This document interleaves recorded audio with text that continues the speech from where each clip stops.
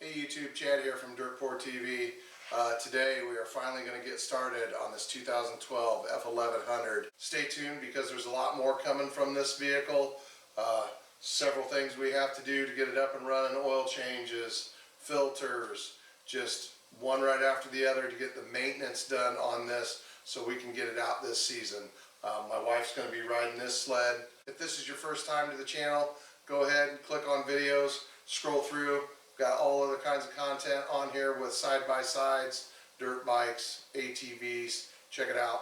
Thanks for watching Dirt Poor TV. There's a 14mm bolt up underneath here under the oil tank, and you're going to have to make a contraption, something like this, to where the oil will fall in it, then go drop down, drain through this hole, and then go into a pan below.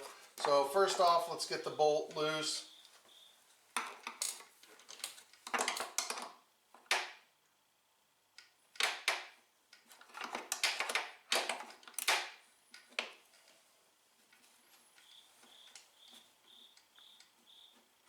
Okay, she's loose. Let's get ready for oil to be coming out.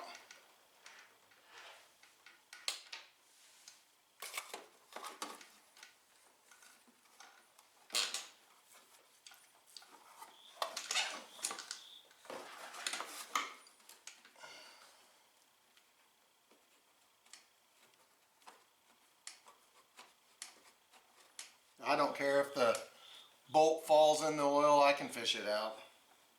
I just don't want oil all over the pan of the snowmobile, not the pan to catch the oil. It can be in the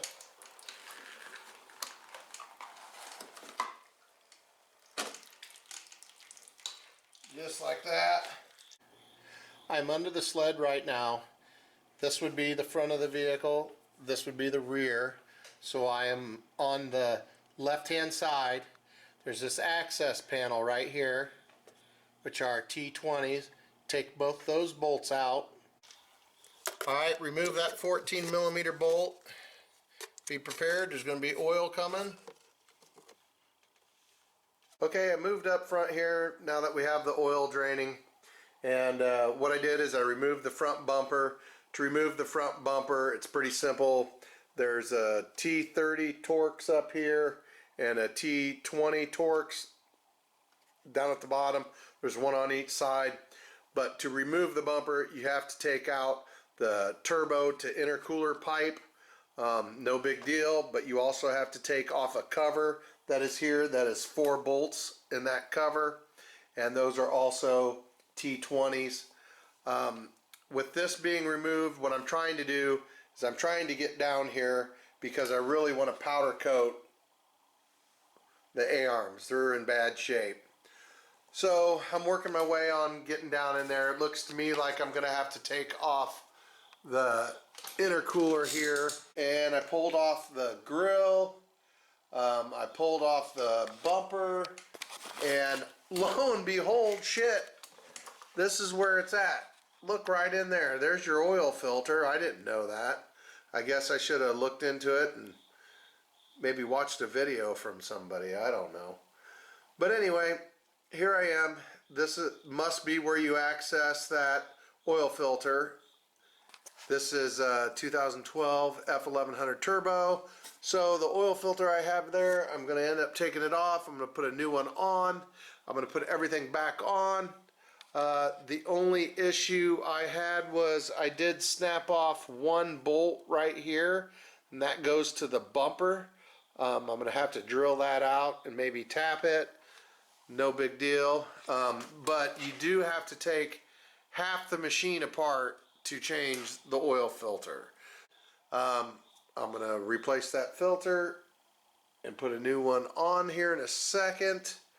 I'm really trying to get to these A-arms. I want to get these A-arms off because they look terrible. I want to get them sandblasted and painted, not powder coated. I could do something, I don't know, maybe Cerakote, something different that is cheaper than a powder coat, but I'll check into it. I see here if you can see in there without a light. But in there is where the nuts are for part of the A-arm, right here. Okay, that's one. That would be your right side. That's your left side. It looks to me like you're going to have to drill out all these rivets for the boots. I think there's 8 on each side, so that's something I'll have to look into. But like I said, moving forward, and I do have, this is the sway bar linkage, and it has this block with a clamp. This side over here is missing that, so I will replace that. I would like to get this sway bar out of here and get it painted also, sandblasted and painted.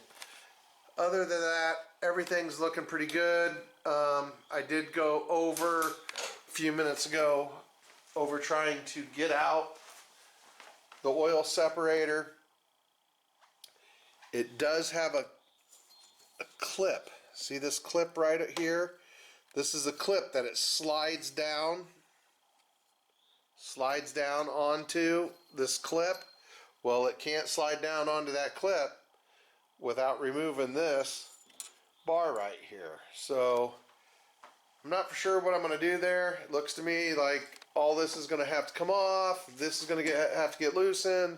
Steering shaft and everything, steering stem, I guess, will have to get loosened. And then we'll take all that apart and see if we can maneuver that out of there.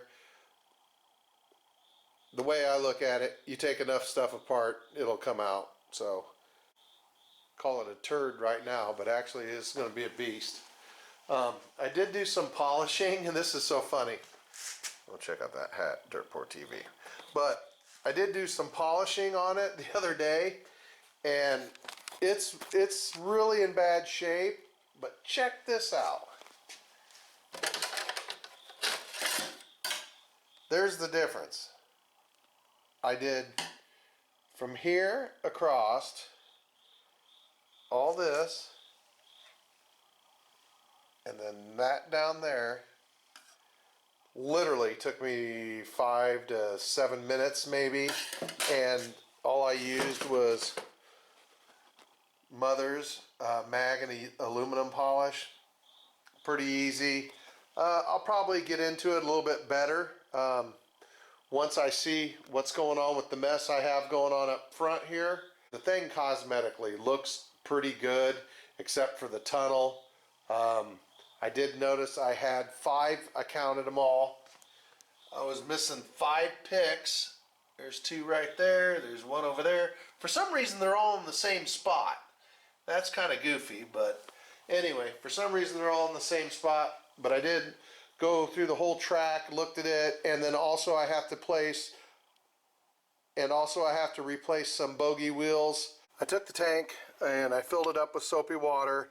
I ended up sealing all the inlets or outlets with duct tape, and then I went over to the air compressor, I put the cap back on, and then I shot air through this, and what ended up happening is it just puked all the way around this whole line.